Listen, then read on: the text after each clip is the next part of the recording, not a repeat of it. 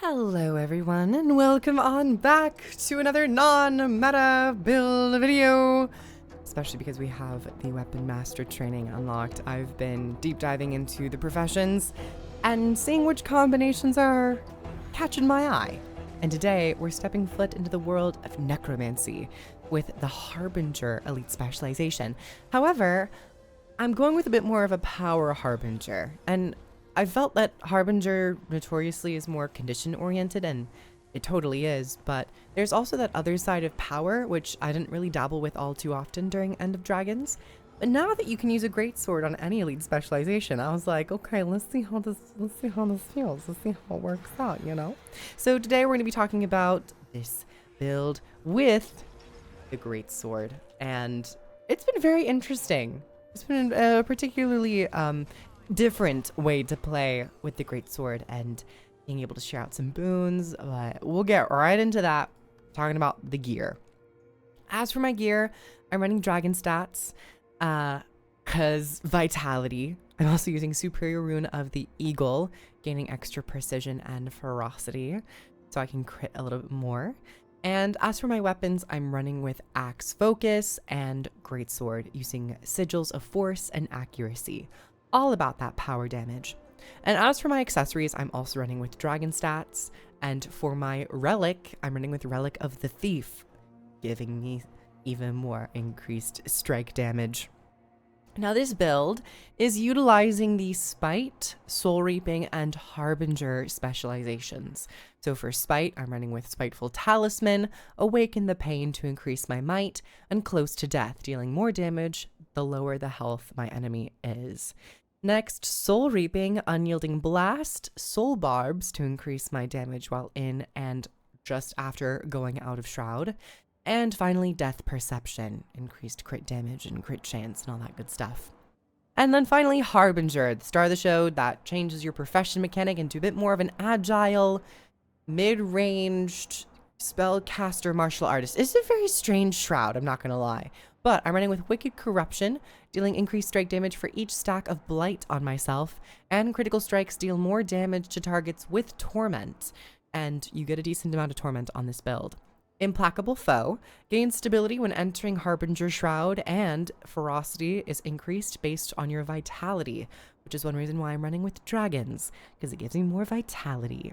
And then finally, Deathly Haste. While in Harbinger Shroud, gain an aura that pulses each interval to grant boons to yourself and nearby allies. Also, I've titled this, I haven't actually titled this. This used to be my Scourge build, but I gotta find a new name for it. That'll be probably with the video. This build is, of course, power-oriented, but I've been using this build in Rift farms and in open world events and meta events because I want to be able to sustain myself with the damage and killing my enemies. However, taking Deathly Haste allows you to not only grant quickness to yourself, quickness and fury to yourself, but also you're able to spread it out to allies, increasing their damage potential as well. So there is a little bit, a very minor element of group utility. However, quickness is so strong that this minor element becomes a really massive, influential factor in small rift farms and smaller party farms and content. But also, even when you're in larger zergs, this can help out for those who might not be getting quickness. And also Fury is really cool too. So it's felt really nice. And then as for my abilities, I'm running with the Greatsword and, of course, the Axe and Focus granting me a bit more ranged. But I'm running with Signet of Vampirism just to gain some passive lifesteal, Elixir of Anguish for quickness, Elixir of Risk for might and fury, taking a passive Signet of Spite to increase my power, and finally, Elixir of Ambition, giving myself all the boons for 5 seconds and then impacting some good damage and damaging conditions on enemies. And this build doesn't require many button presses, I've noticed. You do so much damage that you kill things relatively quickly, to the point where I've actually had to go and specifically search out elite rifts so that I can deal a decent amount of damage to a target that has a decent amount of health. We're going to go into Shroud, but we have stability, so don't really have to worry about that. But also, Voracious Arc in Harbinger Shroud is an evade frame as well. And that evade into the daze is really good. We have things like Devour and Cut, so we can get to a target. We have other crowd control abilities like Vital Draw, which also will transfer life force into me so I can sustain a Harbinger Shroud, pulsing out quickness and pulsing out fury to my allies around me. And I think I'm just gonna go around and kind of kill some of these. As it is right now, my build is not using, oh, I don't know why I use that. I'm so used to playing Harbinger and using my healing elixir. So pressing 6 is kind of a spontaneous, it's a natural movement. But this build is not taking Twisted Medicine, which allows your elixir boons to be shared to allies within the impact radius. I'm not taking that as I'm not taking a whole lot of concentration. However, this trait will give you a bit of concentration based on your vitality. So you can and be a little bit more group oriented if you want to, so you can just have a little bit longer quickness and might and fury duration if you really, really want to do that. So you have a little bit of flexibility within this build, but it is, I don't want to use that, but I guess we are. It is primarily a damaging build. And a good thing about, or one good thing about Harbinger Shroud that I felt, as opposed to Reaper Shroud, is Reaper Shroud, you have to be in melee, and it is very fast paced, but you have to get into melee, and you don't have a lot of tools at your disposal to really deal with enemies at mid-range or who are fleeing at long range unless you're able to close that gap.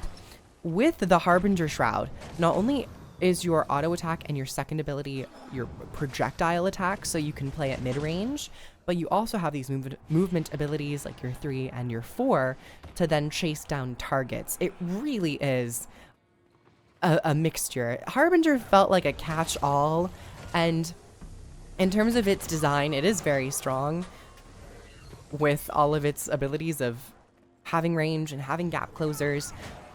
However, the one thing about Harbinger that is lacking when compared to the other elite specializations is your lack of sustain by using Shroud.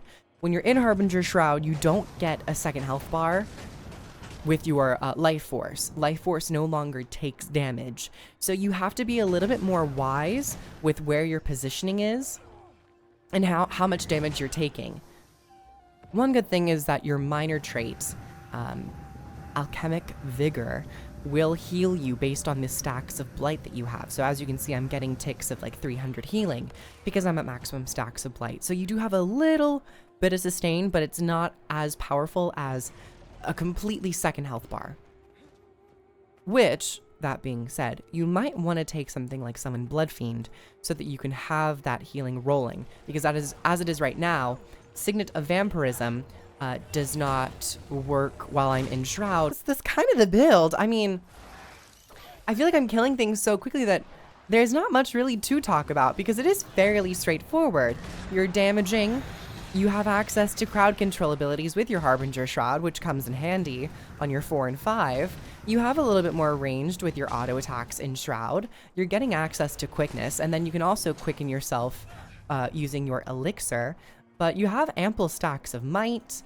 You can't really share it out unless you start trading for it, but you have that option if you want to. But this really isn't like an open world rift farming, small to mid-sized parties, so you can help out your allies while still getting a good amount of damage. But of course, you have ample amounts of torment access on this build, even though it isn't super long lasting.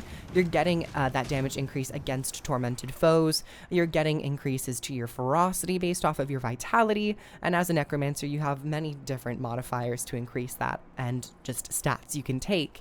So this build has been really fun, and I think the Greatsword does work fairly well. It feels like a very strong power option for the Harbinger power builds that used to not be accessible because you only could use like dagger, axe. Maybe you would use the pistol as like a power variant, but it's got quite a few condies on it that you'd probably just want to build it a little bit more condi oriented anyways. But oh, everyone fall back.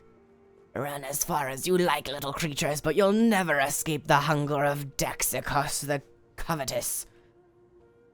Kind of scary. I don't know why when an event fails, the enemy just leaves.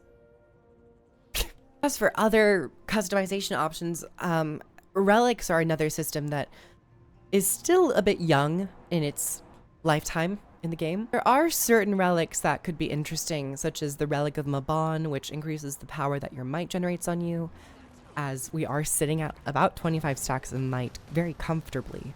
You could get even spikier moments out of the boon might. But we also have things like the Relic of Vass, which allow you to apply poison after you use elixir skills, which would be more so in line with a condition Harbinger.